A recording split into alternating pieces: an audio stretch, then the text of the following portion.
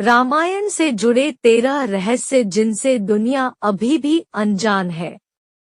रामायण का हिंदू धर्म में एक विशिष्ट स्थान है। मनुष्य जाति के जीवन और उनके कर्मों का विशेष प्रकार से रामायण में विवरण दिया गया है। इसमें भगवान राम और देवी सीता के जन्म एवं जीवन यात्रा का वर्णन है। हम में से अधिकांश लोगों को रामायण की कहानी पता है, लेकिन इस महाकाव्य से जुड़े कुछ ऐसे भी रहस्य हैं जिनके बारे में लोगों को जानकारी नहीं है। आज हम आपके सामने रामायण से जुड़े ऐसे ही 13 रहस्यों को उजागर कर रहे हैं। एक रामायण के हर 1000 श्लोक के बाद आने वाले पहले अक्षर से गायत्री मंत्र बनता है। गायत्री मंत्र में 24 अक्षर होते हैं और वाल्मीकि रामायण में 24,000 श्लोक हैं। रामायण के हर 1000 श्लोक के बाद आने वाले पहले अक्षर से गायत्री मंत्र बनता है। यह मंत्र इस पवित्र महाकाव्य का सार है। गायत्री मंत्र को सर्वप्रथम ऋग्वेद में उल्लिखित किया गया है। 2 राम और उनके भाइयों के अलावा राजा दशरथ एक पुत्री के भी पिता थे। श्री राम के माता पिता एवं भाइयों के बारे में तो प्रायः सभी जानते हैं, लेकिन बहुत कम लोगों को यह मालूम है कि राम की एक बहन भी थी जिनका नाम शांता था। वे आयु में चारों भाइयों से काफी बड़ी थी। उनकी माता कौशल्या थी। ऐसी मान्यता है कि एक बार अंग देश के राजा रोमपद और उनकी रानी वर्षिणी अयोध्या आए। उनको कोई संतान नहीं थी। बातचीत के दौरान राजा दशरथ को जब यह बात मालूम हुई तो उन्होंने कहा, मैं अपनी बेटी शांता आपको संतान के रूप में दूंगा। यह सुनकर रोमपद और वर्षिणी बहुत खुश हुए। उन्होंने बहुत स्नेह से उसका पालन पोषण किया और माता पिता के सभी कर्तव्य निभाए। एक दिन राजा रोमपद अपनी पुत्री से बातें कर रहे थे। उसी समय द्वार पर एक ब्राह्मण आए और उन्होंने राजा से प्रार्थना की कि वर्षा के दिनों में वे खेतों की जुताई में राज दरबार की ओर से मदद प्रदान करें। राजा को यह सुनाई नहीं दिया और वे पुत्री के साथ बातचीत करते रहे। द्वार पर आए नागरिक की याचना न सुनने से ब्राह्मण को दुख हुआ और वे राजा रोमपद का राज्य छोड़कर चले गए। वह ब्राह्मण इंद्र के भक्त थे। अपने भक्त की ऐसी अनदेखी पर इंद्रदेव राजा रोमपद पर क्रुद्ध हुए और उन्होंने उनके राज्य में पर्याप्त वर्षा नहीं की। इससे खेतों में खड़ी फसलें मुरझाने लगी। इस संकट की घड़ी में राजा रोमपद ऋष्यशृंग ऋषि के पास गए और उनसे उपाय पूछा। ऋषि ने बताया कि वे इंद्रदेव को प्रसन्न करने के लिए यज्ञ करें। ऋषि ने यज्ञ किया और खेत खलिहान पानी से भर गए। इसके बाद ऋष्यशृंग ऋषि का विवाह शांता से हो गया और वे सुखपूर्वक रहने लगे। बाद में ऋष्यशृंग ने ही दशरथ की पुत्र कामना के लिए पुत्रकामेष्टि यज्ञ करवाया था। जिस स्थान पर उन्होंने यह यज्ञ करवाया था वह अयोध्या से लगभग 39 किमी पूर्व में था और वहां आज भी उनका आश्रम है और उनकी तथा उनकी पत्नी की समाधियां है। 3 राम विष्णु के अवतार है, लेकिन उनके अन्य भाई किसके अवतार थे? राम को भगवान विष्णु का अवतार माना जाता है, लेकिन आपको पता है कि उनके अन्य भाई किसके अवतार थे? लक्ष्मण को शेषनाग का अवतार माना जाता है, जो क्षीरसागर में भगवान विष्णु का आसन है, जबकि भरत और शत्रुघ्न को क्रमशः भगवान विष्णु द्वारा हाथों में धारण किए गए सुदर्शन चक्र और शंखशैल का अवतार माना जाता है। 4 सीता स्वयंवर में प्रयुक्त भगवान शिव के धनुष का नाम। हम में से अधिकांश लोगों को पता है कि राम का सीता से विवाह एक स्वयंवर के माध्यम से हुआ था। उस स्वयंवर के लिए भगवान शिव के धनुष का इस्तेमाल किया गया था। जिस पर सभी राजकुमारों को प्रत्यंचा चढ़ाना था, लेकिन बहुत कम लोगों को पता होगा कि भगवान शिव के उस धनुष का नाम पिनाक था। 5. लक्ष्मण को गुदाकेश के नाम से भी जाना जाता है। ऐसा माना जाता है कि वनवास के 14 वर्षों के दौरान अपने भाई और भाभी की रक्षा करने के उद्देश्य से लक्ष्मण कभी सोते नहीं थे। इसके कारण उन्हें गुदाकेश के नाम से भी जाना जाता है। वनवास की पहली रात को जब राम और सीता सो रहे थे तो निद्रा देवी लक्ष्मण के सामने प्रकट हुई। उस समय लक्ष्मण ने निद्रा देवी से अनुरोध किया कि उन्हें ऐसा वरदान दे कि वनवास के 14 वर्षों के दौरान उन्हें नींद न आए और वह अपने प्रिय भाई और भाभी की रक्षा कर सके। निद्रा देवी इस बात पर प्रसन्न होकर बोली कि अगर कोई तुम्हारे बदले 14 वर्षों तक सोए तो तुम्हें यह वरदान प्राप्त हो सकता है। इसके बाद लक्ष्मण की सलाह पर निद्रा देवी लक्ष्मण की पत्नी और सीता की बहन उर्मिला के पास पहुंची। उर्मिला ने लक्ष्मण के बदले सोना स्वीकार कर लिया और पूरे 14 वर्षों तक सोती रही। 6. उस जंगल का नाम जहाँ राम, लक्ष्मण और सीता वनवास के दौरान रुके थे।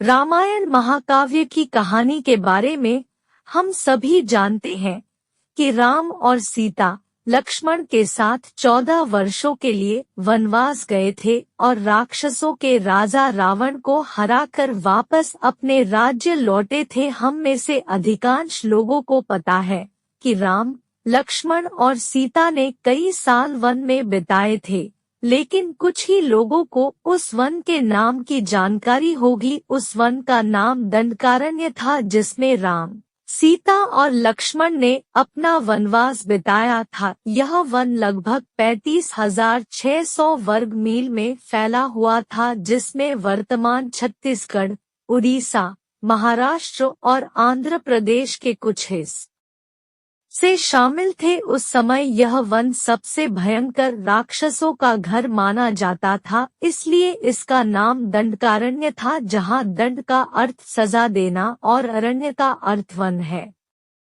7. लक्ष्मण रेखा प्रकरण का वर्णन वाल्मीकि रामायण में नहीं है। पूरे रामायण की कहानी में सबसे पेचीदा प्रकरण लक्ष्मण रेखा प्रकरण है, जिसमें लक्ष्मण वन में अपनी झोपड़ी के चारों ओर एक रेखा खींचते हैं।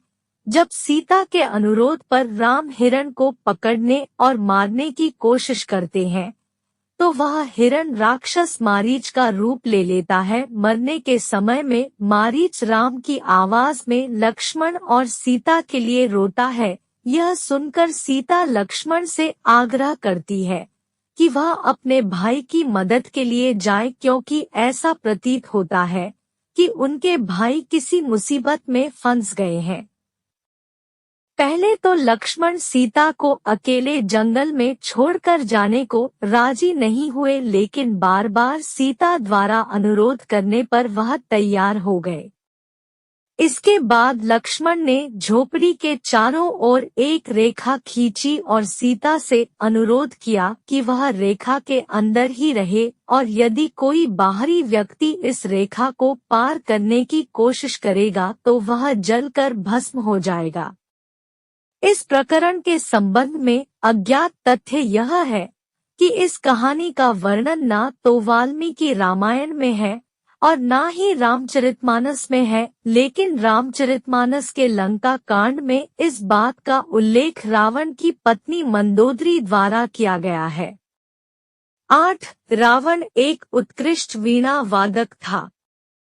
रावण सभी राक्षसों का राजा था। बचपन में वह सभी लोगों से डरता था, क्योंकि उसके 10 सिर थे। भगवान शिव के प्रति उसकी दृढ़ आस्था थी। इस बात की पुख्ता जानकारी है कि रावण एक बहुत बड़ा विद्वान था और उसने वेदों का अध्ययन किया था। लेकिन क्या आपको पता है कि रावण के ध्वज में प्रतीक के रूप में वीणा होने का कारण क्या था?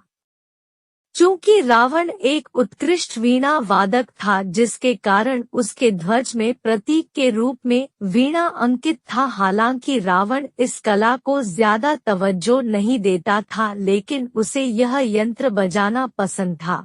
9 इंद्र के ईर्ष्यालु होने के कारण कुंभकर्ण को सोने का वरदान प्राप्त हुआ था। रामायण में एक दिलचस्प कहानी हमेशा सोने वाले कुंभकर्ण की है। कुंभकर्ण रावण का छोटा भाई था, जिसका शरीर बहुत ही विकराल था। इसके अलावा वह पेटू बहुत अधिक खाने वाला भी था। रामायण में वर्णित है कि कुंभकर्ण लगातार 6 महीनों तक सोता रहता था और फिर सिर्फ एक दिन खाने के लिए उठता था और पुनः 6 महीनों तक सोता रहता था। लेकिन क्या आपको पता है कि कुंभकर्ण को सोने की आदत कैसे लगी थी? एक बार एक यज्ञ की समाप्ति पर प्रजापति ब्रह्मा कुंभकर्ण के सामने प्रकट हुए और उन्होंने कुंभकर्ण से वरदान मांगने को कहा। इंद्र को इस बात से डर लगा कि कहीं कुंभकर्ण वरदान में इंद्रासन न मांग ले। अतः उन्होंने देवी सरस्वती से अनुरोध किया कि वह कुंभकर्ण की जिह्वा पर बैठ जाएं, जिससे वह इंद्रासन के बदले निद्रासन मांग ले। इस प्रकार इंद्र की ईर्ष्या की वजह से कुंभकर्ण को सोने का वरदान प्राप्त हुआ था। 10 नासा के अनुसार रामायण की कहानी और आदम का पुल एक दूसरे से जुड़े हुए हैं। रामायण की कहानी के अंतिम चरण में वर्णित है कि राम और लक्ष्मण ने वानर सेना की मदद से लंका पर विजय प्राप्त करने के लिए एक पुल का निर्माण किया था। ऐसा माना जाता है कि यह कहानी लगभग 1750 साल पहले की है। हाल ही में नासा ने पाक जलमध्यम में श्रीलंका और भारत को जोड़ने वाले एक मानव निर्मित प्राचीन पुल की खोज की है और शोधकर्ताओं और पुरातत्वविदों के अनुसार इस पुल के निर्माण की अवधि रामायण महाकाव्य में वर्णित पुल के निर्माण काल से मिलती है। नासा के उपग्रहों द्वारा खोजे गए इस पुल को आदम का पुल कहा जाता है और इसकी लंबाई लगभग 30 किलोमीटर है। रावण को पता था कि वह राम के हाथों मारा जाएगा। रामायण की पूरी कहानी पढ़ने के बाद हमें पता चलता है कि रावण एक क्रूर और सबसे विकराल राक्षस था, जिससे सभी लोग घृणा करते थे। जब रावण के भाइयों ने सीता के अपहरण की वजह से राम के हमले के बारे में सुना तो अपने भाई को आत्मसमर्पण करने की सलाह दी थी। यह सुनकर रावण ने आत्मसमर्पण करने से इनकार कर दिया और राम के हाथों मरकर मोक्ष पाने की इच्छा प्रकट की। उसके कहा कि अगर राम और लक्ष्मण 2 सामान्य इंसान हैं, तो सीता मेरे पास ही रहेगी, क्योंकि मैं आसानी से उन दोनों को परास्त कर दूंगा, और यदि वे देवता हैं तो मैं उन दोनों के हाथों मरकर मोक्ष प्राप्त करूंगा। 12 आखिर क्यों राम ने लक्ष्मण को मृत्युदंड दिया? रामायण में वर्णित है कि श्री राम ने न चाहते हुए भी जान से प्यारे अपने छोटे भाई लक्ष्मण को मृत्युदंड दिया था। आखिर क्यों भगवान राम ने लक्ष्मण को मृत्युदंड दिया था? यह घटना उस वक्त की है जब श्री राम लंका विजय के बाद अयोध्या लौट आए थे और अयोध्या के राजा बन गए थे। एक दिन यम देवता कोई महत्वपूर्ण चर्चा करने के लिए श्री राम के पास आते हैं।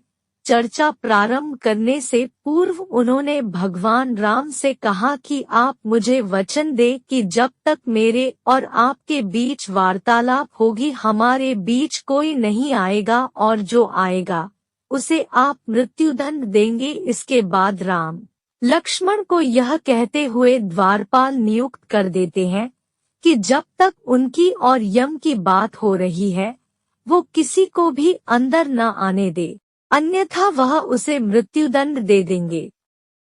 लक्ष्मण भाई की आज्ञा मानकर द्वारपाल बनकर खड़े हो जाते हैं। लक्ष्मण को द्वारपाल बने कुछ ही समय बीतने के बाद वहां पर ऋषि दुर्वासा का आगमन होता है।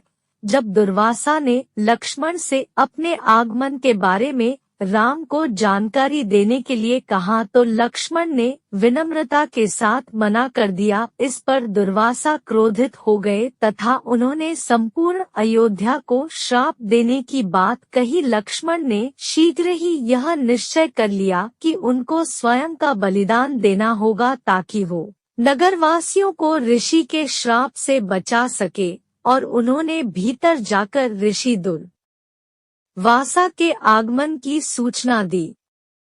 अब श्री राम दुविधा में पड़ गए क्योंकि उन्हें अपने वचन के अनुसार लक्ष्मण को मृत्युदंड देना था। इस दुविधा की स्थिति में श्री राम ने अपने गुरु वशिष्ठ का स्मरण किया और कोई रास्ता दिखाने को कहा। गुरुदेव ने कहा कि अपनी किसी प्रिय वस्तु का त्याग उसकी मृत्यु के समान ही है, अतः तुम अपने वचन का पालन करने के लिए लक्ष्मण का त्याग कर दो। लेकिन जैसे ही लक्ष्मण ने यह सुना तो उन्होंने राम से कहा कि आप भूल कर भी मेरा त्याग नहीं करना।